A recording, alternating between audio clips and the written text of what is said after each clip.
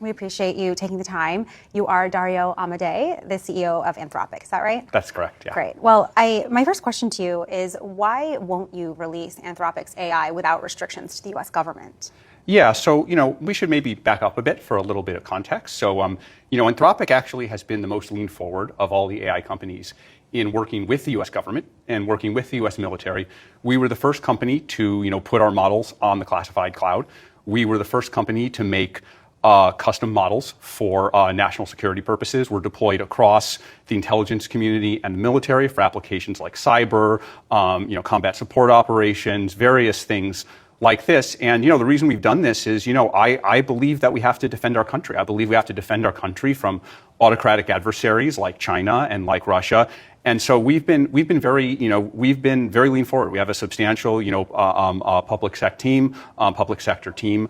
But I have always believed that, as we defend ourselves against our autocratic adversaries, we have to do so in ways that defend our democratic values and preserve our democratic values. And so we have said to the Department of War that we are okay with all use cases, basically 98 or 99% of the use cases they want to do, except for two that we're concerned about. One is domestic mass surveillance.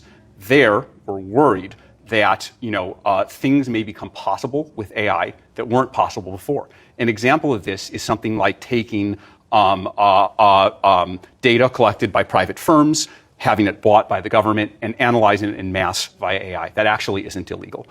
It was just never useful before the era of AI. So there's this way in which domestic mass surveillance is getting ahead of the law. The technology is advancing so fast that it's out of step with the law. That's case number one. Case number two is fully autonomous weapons. This is not the partially autonomous weapons that are used in Ukraine or could potentially be used in Taiwan today. This is the idea of making weapons that fire without any human involvement. Mm-hmm. Now, even those, I think that our adversaries may at some point have them, so perhaps they may at some point be needed for the defense of democracy. But we have some concerns about them. First, the AI systems of today are nowhere near reliable enough to make fully autonomous weapons. Anyone who's worked with AI models understands that there's a basic unpredictability to them that in a purely technical way we have not solved. And there's an oversight question too. If you have a large army of drones or robots that can operate without any human oversight, where there aren't human soldiers to make the decisions about who to target, who to shoot at, that presents concerns. And we need to have a conversation about how that's overseen. And we haven't had that conversation yet. And so we feel strongly that, those two use cases should not be allowed.